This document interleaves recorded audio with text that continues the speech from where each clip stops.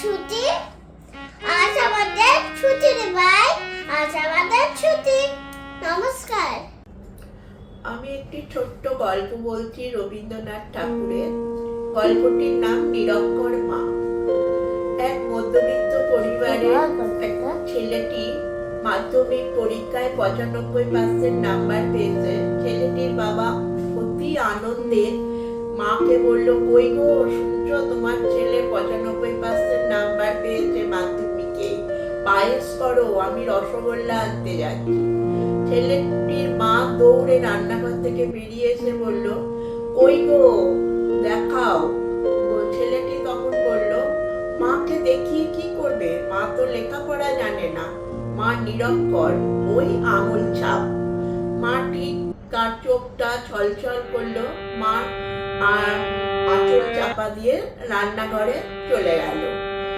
ছেলেটির বাবা বলল, কি বললি, তোর মা, তুই যখন তুই গর্ভে ছিলিস তখন তোর মা দুধ পছন্দ করতো না, কিন্তু তুই সুস্থভাবে জন্মাবি বলে 9 মাস দুধ খেয়েছে, কারণ সে নিরক্ষর ছিল।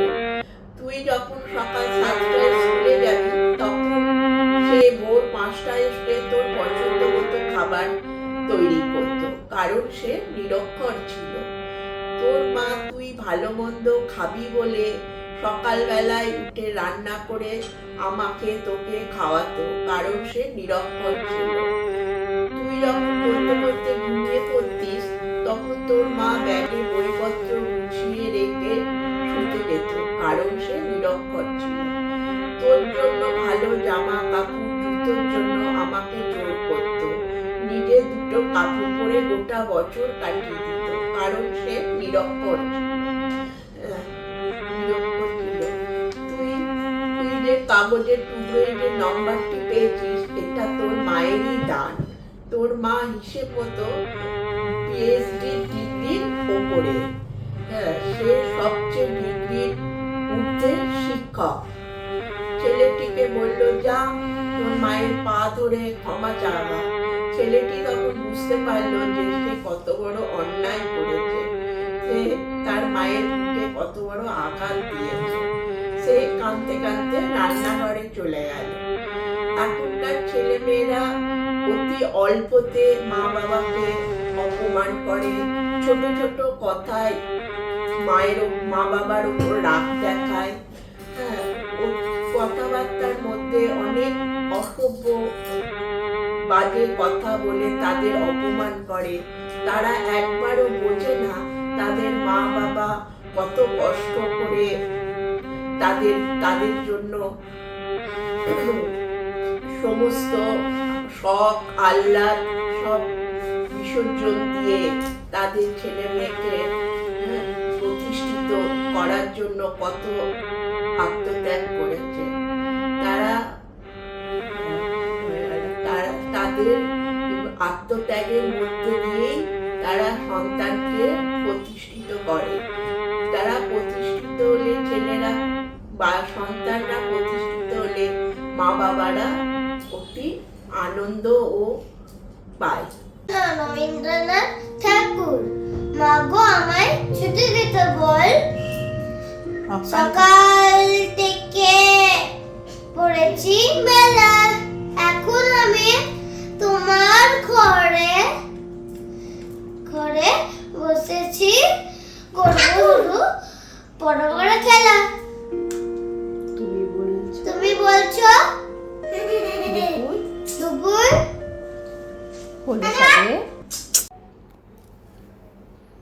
পড়বে না মোর পায়ের চিহ্ন এই বাটে, আমি বাইব না মোর খেয়া তরি এই ঘাটে গো, যখন পড়বে না মোর পায়ের চিহ্ন এই বাটে। চুকিয়ে দেব বেচা কেনা, মিটিয়ে দেব গো, মিটিয়ে দেব লেনা দেনা, বন্ধ হবে আনা গোনা এই হাটে।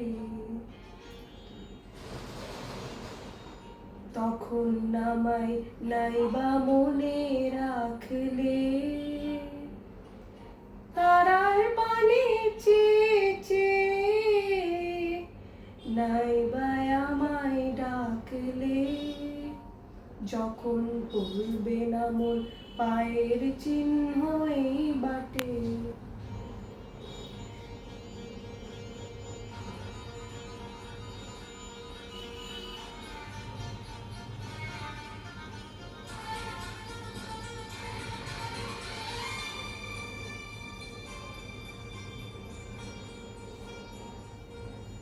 যখন জমবে ধুলা তান পোড়াটার তারগুলোয়, কাটালতা কাটালতা উঠবে ঘরের দ্বারগুলোয়, আমায় জমবে ধুলা তান পোড়াটার তারগুলোয়। ফুলের বাগান ঘন ঘাসে পড়বে সোচ্চা, বন বাঁশের চুলা এসে ঘিরবে দিঘির ধারগুলোয়। তুম আমায় নাইবা মনে রাখলে,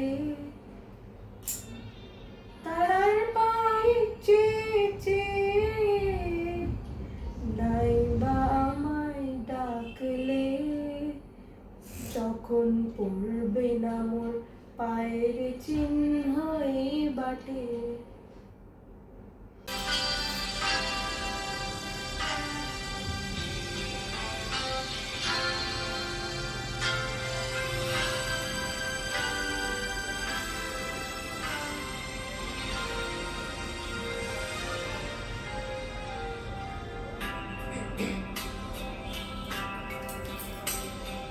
ভালোবেসে সখী নিভৃতে যতনে আমার নামটি লিখো তোমার মনের মন্দিরে।